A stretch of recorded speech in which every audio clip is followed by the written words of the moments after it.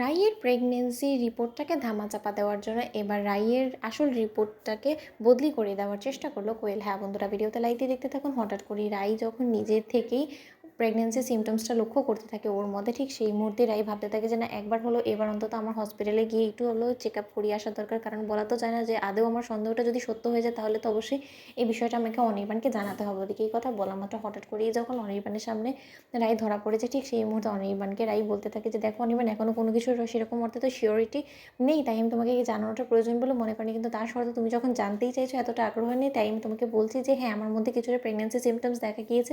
আর সেই জিনিসটাকে কনফার্ম করার জন্য আমি একবার ডাক্তারের কাছে গিয়ে যাচাই বাছাই করতে চাই। তখন এই কথা শোনা মাত্র অনির্বাণ নন্দে আত্মহারা হয়ে বলতে থাকে যে রাই, এই শুধু তুমি এক নয়, আমিও তোমার সাথে সঙ্গ দিতে হসপিটালে যাব। তখন এই কথা বলা মাত্র কোয়েল বলতে থাকে যে সর্বনাশ করেছে। এবার যদি রাই কোনো মতে টেস্ট করে এটা জানতে পারে যে ও কনসিভ করেছে, তখন তো এরা রক্ষে থাকবে না। তখন তো নিশ্চয়ই অনির্বাণ মাথায় করে রাখার চেষ্টা করবে রাইকে, কিন্তু সেটা কোনো মতেই কোয়েল থাকতে সম্ভব হতে দিবে না। রাই, তুমি যতই চেষ্টা করো না, কারণ অনির্বাণের মনে জায়গা করে নেওয়ার জন্য, তোমাদের সম্পর্কটাকে মজবুত করার জন্য, তুমি যতবার চেষ্টা করবে নিজেদের সম্পর্কটাকে মজবুত করার জন্য, আমি ততবারই তোমাদের সম্পর্কটাকে দুর্বল করে দেওয়ার জন্য একের পর এক আঘাত করেই যাবো।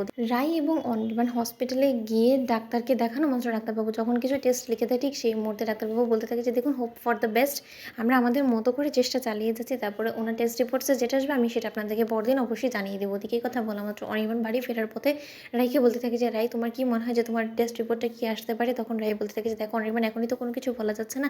যেখানে কিনা ডাক্তারবাবু আমাকে চেক আপ করে কোনো কিছু বলতে পারলো না, সেখানে তো আমি সাধারণ একটা মানুষ, আমি কী করে ইন্ডিকেট করবো বলো তো? তখন এই কথা বলা মাত্র অনির্বাণ বলতে থাকে যে না, কেন জানি না, আমার মনে হচ্ছে যে এবার হয়তো বা আমার জীবনে সুখের দরজা খুলতে চলেছে, জানো তো রাই। তখন এই কথা বলা মাত্র কোয়েল বাড়িতে এসে যখন অনির্বাণকে আনন্দে আত্মহারা হতে দেখে, ঠিক সেই মুহূর্তে কোয়েল অনির্বাণের দিকে তাকিয়ে বলতে থাকে যে অনির্বাণ, যত আনন্দ করার আজ রাতটুকুতেই করে নাও, কারণ কালকে তোমাদের জীবনে এমন একটা ধস নামতে চলেছে সেটা হয়তো তুমি কোনোদিনও কল্পনা করতে পারোনি। ওদিকে এই কথা বলা মাত্র কোয়েল হসপিটালে গিয়ে যখন ডাক্তারবাবুকে মোটা অঙ্কের টাকার প্রলোভন দেখিয়ে বলতে থাকে যে দেখুন ডাক্তারবাবু, এই টাকাগুলো আপনার চাইলে হতে পারে, কিন্তু তার জন্য আমার একটা ছোট্ট কাজ করে দিতে হবে। তখন এই কথা বলা মাত্র ডাক্তারবাবু বলতে থাকে যে আপনার আসলে উদ্দেশ্যটা কি বলতে পারেন? তখন এই কথা বলা মাত্র কোয়েল বলতে থাকে যে এক্ষুনি যে পেশেন্ট এসেছিল তার রিপোর্টটা আপনাকে বদলি করে দিতে হবে। তার রিপোর্টে যদি প্রেগনেন্সি পজিটিভ আসে তাহলে সেটাকে নেগেটিভ করে দিয়ে এমনভাবে আপনাকে প্রস্তুত করতে হবে তার হাজব্যান্ডের সামনে, যাতে কিনা তার হাজব্যান্ড এটা জানতে পারে যে তার ওয়াইফ কোনোদিনও কার কনসিভ করতে পারবে না।